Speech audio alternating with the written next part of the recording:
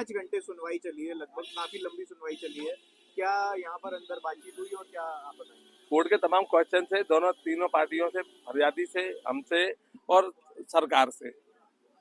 तो पूरी घटना का लबुलवाब ये है कि खनिया थाना पर मनुस्मृति जलाई गई।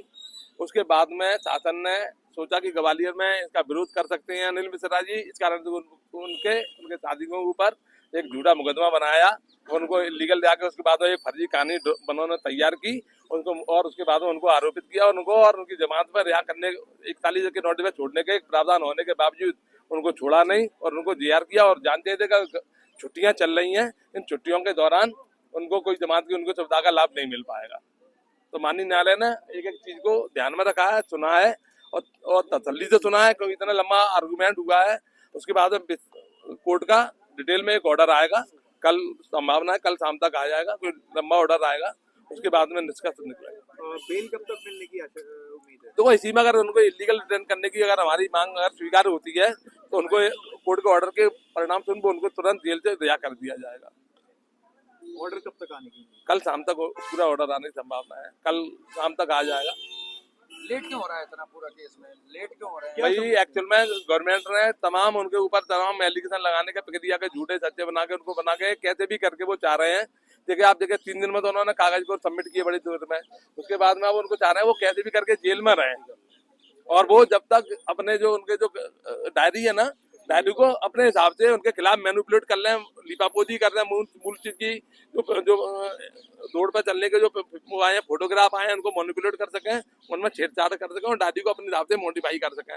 किसी 2 आरक्षकों के बयान काट दिए हैं और आरक्षकों से कहानी गढ़वा ली है पहले, उसके फिर इसको बुलाया मकरंद बौद्ध को बुलाया, मकरंद बौद्ध से एक FIR बुला के करवाई, और उन्होंने फिर उसमें कोर्ट का एक चीज और आई थी, मैं इसको बात बताऊँ।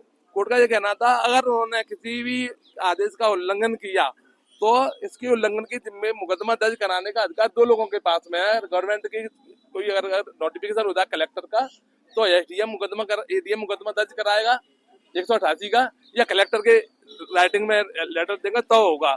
इसमें मकरंद बौद्ध को इस कोई भी चीज की सरकारी चीज पे हम जैसे रोड पर खड़े चक्का जाम कर रहे हैं, यहाँ किसी व्यक्तिगत आदमी को मुकदमा दर्ज कराने के 188 का मुकदमा दर्ज कराने का अधिकार नहीं है। वो तो गवर्नमेंट कराएगी ना, उनके लोग आदेश की अवहेलना हो रही है, भाई 144 लागू है। अब हमने गवर्नमेंट के किसी आदेश की अवहेलना की तो मुकदमा कौन, फरियादी कौन, कलेक्टर और ADM, वो दर्ज कराएंगे मुकदमा दर्ज। और कानून में प्रोविजन भी है कि लिखित 188 में कोई भी मुकदमा दर्ज होगा तो वो ADM या कलेक्टर के लिखित प्रवाद पे होगा, अन्यथा नहीं होगा। को भी कल गिरफ्तार कर लिया गया। हाँ तो अपराधी तत्व है, 376 का अपराधी है, एक्सटॉर्शन का अपराधी है, तमाम आगजनी का अपराधी है, तोड़फोड़ का अपराधी है। वैसे अपराधियों को जेल में ही होना चाहिए।